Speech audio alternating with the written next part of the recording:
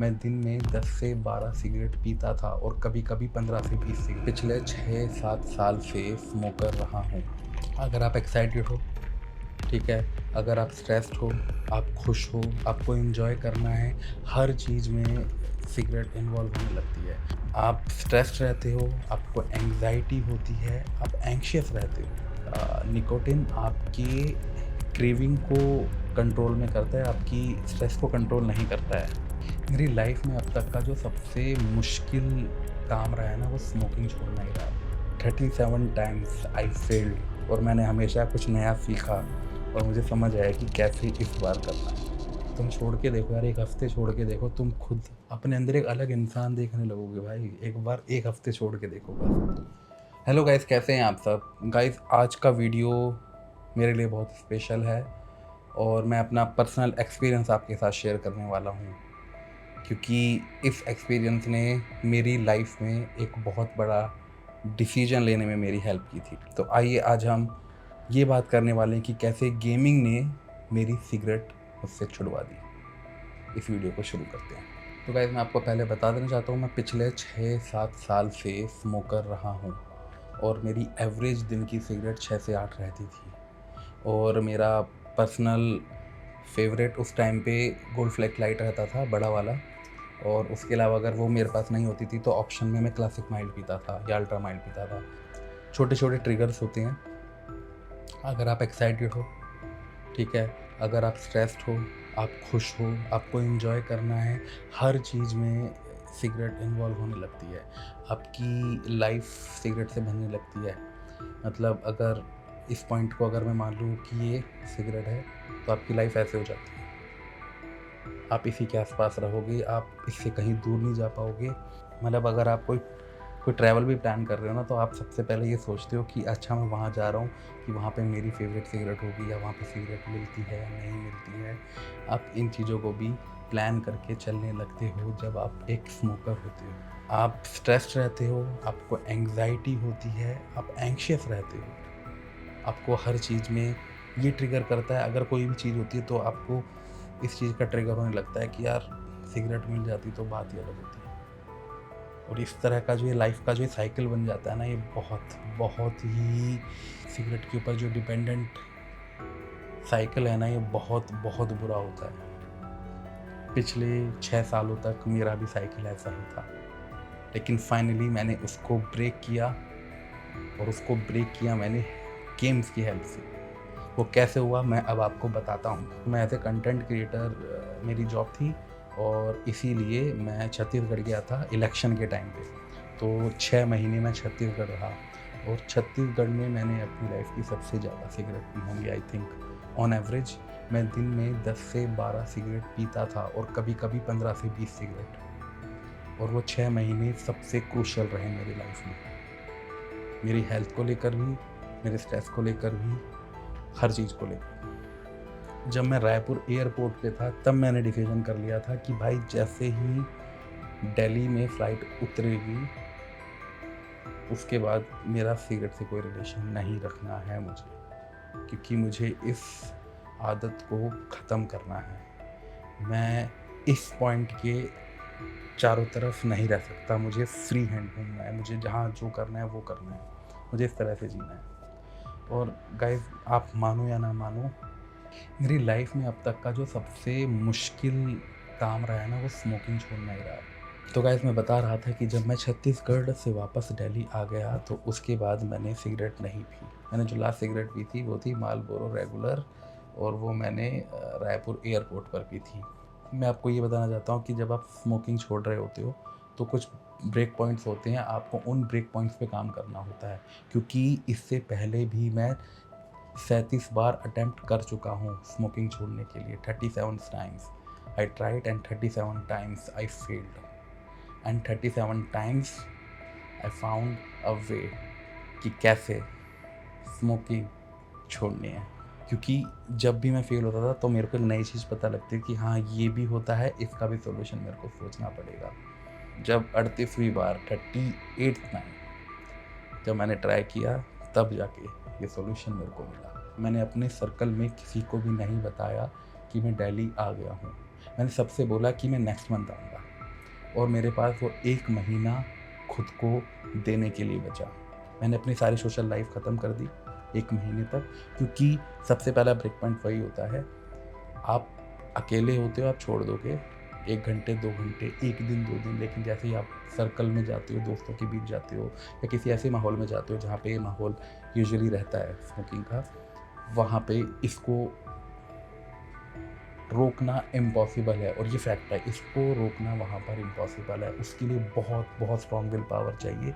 10-15 दिन की, मेरे को वैसे भी 10 से 12 दिन की छुट्टी मिली थी ऑफिस से, तो मेरे को उसका भी एक प्लस पॉइंट मिल गया था कि हाँ 10 से 12 दिन तो मुझे फ़िलहाल ही कहीं नहीं जाना है। और उसके बाद फिर मैं घर पर रहा और मैंने तब सब कुछ छोड़कर सिर्फ गेमिंग करना शुरू कर दिया। और यहाँ पे मैं बताता हूँ कि मैंने गेमिंग को ही क्यों चुना। जब से मैं 15 या 16 साल का था जब से मैं गेमिंग कर रहा हूँ, और का मुझे पता है कि मैं एक ही ऐसी चीज़ है कि कंटिन्यूसली कर सकता हूँ 4-4, 5-5, 6-6 घंटे, 10-10, 12-12 घंटे मैं कर सकता हूँ। और जब आप कोई ऐसी चीज़ करने लग जाते हो ना जो आपकी दूसरी चीज़ को ट्रिगर होने से रोकना शुरू कर दे, तो आपके लिए सबसे अच्छा एग्जिट पॉइंट होता है, एस्केप पॉइंट होता है। ठीक है, तो मैंने इस चीज़ को रियलाइज़ किया। ठीक है, जब आप गेम खेल रहे होते हो तो आप मेंटली बहुत एडवेंचरस, एक्साइटेड और मतलब बहुत थ्रिल्ड रहते हो। ठीक है, तो उस टाइम पर क्रेविंग होना बहुत कम हो जाता है। मेरा ध्यान एक तरह से ना, मेरा कंसर्न, मेरा फोकस डाइवर्ट हो चुका था और अच्छे पॉजिटिव वे में डाइवर्ट हुआ था मेरा, इसलिए ध्यान सिगरेट पे जाता ही नहीं था और मैं गेमिंग करता रहता था। गेमिंग के अलावा कभी कभी ऐसा रहता था कि नहीं तो मैं मूवीज़ देखने लग जाता था।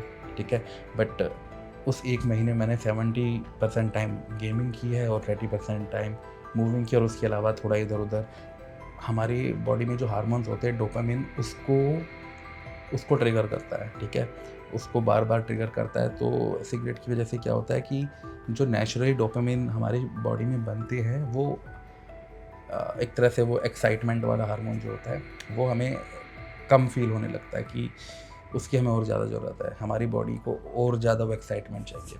तो जब आप एक्सरसाइज करने लगते हो तो आपकी बॉडी में वो दोबारा से नेचुरली फिर से उस तरीके से जनरेट होने लगता है। तो और उसी को जनरेट करने के लिए निकोटिन बार बार क्रेविंग करता है। ठीक है, उस एक्साइटमेंट के लिए।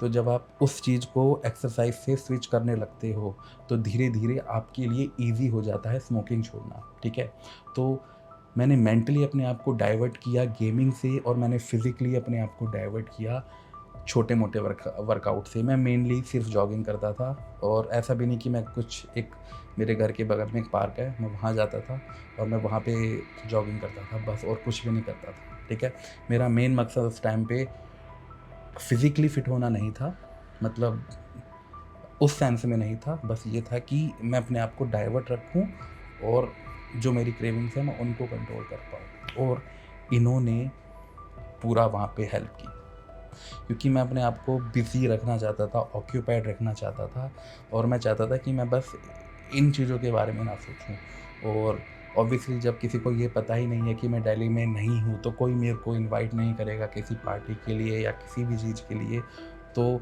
उस चीज़ को तो मैंने वहाँ पे क्लियरली ख़त्म ही कर दिया था। क्योंकि जो दूसरा ब्रेक पॉइंट है वो यही है कि आप किसी पार्टी में या कहीं पे भी जाते हो तो आप मजबूरी में सिगरेट पीते हो, और ये आपकी मजबूरी समझ लो या आपका वो सर्कल समझ लो, उस टाइम पे आपको रोकना बहुत मुश्किल हो जाता है।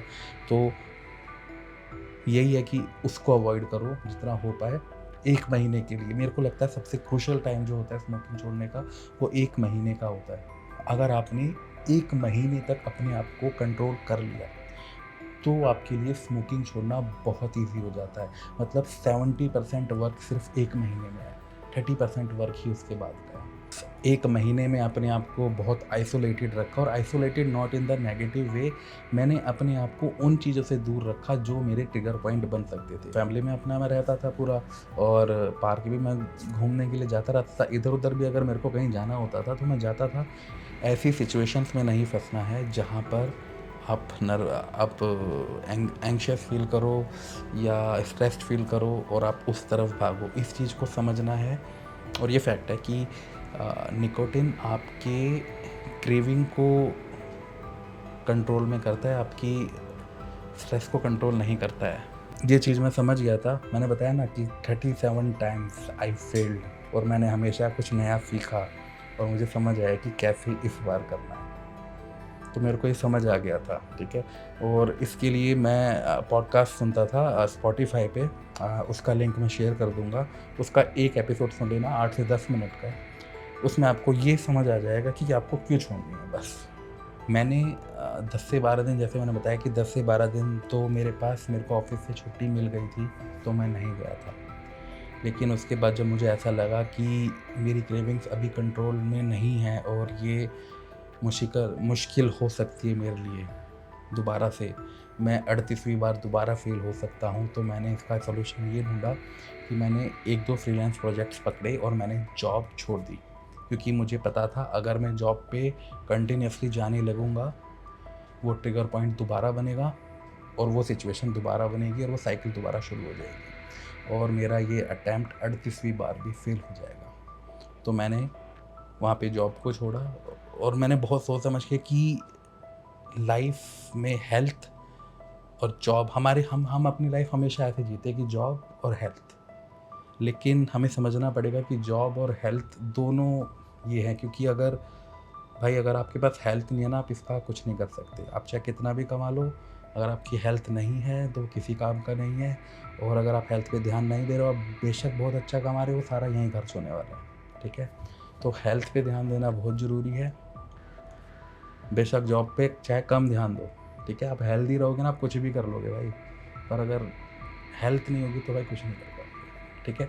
तो इस चीज़ को मैंने अपने माइंड में बिठाया कि थोड़ा कम कमा लेंगे, लेकिन इस चीज़ को ख़त्म करेंगे अब फाइनली, ठीक है। मैंने अपनी जॉब को छोड़ा, मैंने अपने आप को उस 1 महीने का आइसोलेशन को मैंने कंटिन्यू किया, ठीक है। और बीच बीच में क्रेविंग्स होती थी। अब मैं वो ट्रिगर पॉइंट्स बताता हूँ जहाँ पे क्रेविंग्स होती थी। जब आप सिगरेट छोड़ते हो तो आपको सबसे पहली क्रेविंग आएगी आधे घंटे से 1 घंटे में, ठीक है। ये होती है सबसे, जब होता है ना कि आप बिल्कुल मेंटली रेडी नहीं हो, तब आप छोड़ रहे हो तो आएगी, ठीक है। उसके लिए आपको रेडी रहना है, ठीक है। च्युइंगम एक सपोर्ट हो सकती हैं। च्युइंगम कुछ लोग बहुत यूज़ करते हैं, मैंने भी कुछ टाइम पे किया था, मेरे लिए च्युइंगम इतनी सक्सेसफुल नहीं रही थी। उसके बाद फिर 3 घंटा और फिर आता है 6 से 9 घंटे के बीच, और फिर आता है अगर आप सो गए तो फिर आपको नेक्स्ट डे सुबह की क्रेविंग, क्योंकि कुछ लोगों को आदत होती है कि जब तक वो फूकते नहीं है तो तब तक वो फ्रेश नहीं हो पाते, ठीक है। तो थैंकफुली मेरे को उस तरह की आदत नहीं थी। हाँ, मेरे को बस ये आदत थी कि मैं लंच या डिनर करने के बाद मेरे को क्रेविंग होती थी। पर डिनर की, वो पता ही बहुत साइकोलॉजिकल चीज़ है, क्योंकि जैसे मुझे पता रहता था कि डिनर मैं रात को जैसे घर पे कर रहा हूँ, तो डिनर के बाद मैं नहीं कर पाऊँगा क्योंकि मैं घर पे हूँ, तो मेरे को क्रेविंग ही नहीं होती थी डिनर के बाद। लेकिन लंच पे, क्योंकि मैं यूजुअली लंच बाहर करता था ऑफिस में या दोस्तों के साथ या कहीं भी, तो मुझे पता है कि वहाँ मैं कर सकता हूँ। तो साइकोलॉजिकली मेरे को लंच के बाद क्रेविंग सबसे ज़्यादा होती थी। मेरे को सबसे ज़्यादा क्रेविंग्स ही लंच के बाद होती थी स्नैकिंग की। बोलते हैं ना कि आप जब बार बार फेल होते हो ना, तब फेल नहीं होते, आप नई नई चीज़ें सीख रहे होते हो, और ये बात सच है। तो ये चीज़ भी मेरे को समझ आ गई थी कि ऐसा हो सकता है, तो उस चीज़ के लिए भी मैंने अपने आप को रेडी रखा। और सबसे क्रूशियल टाइम 1 महीने का ही होता है।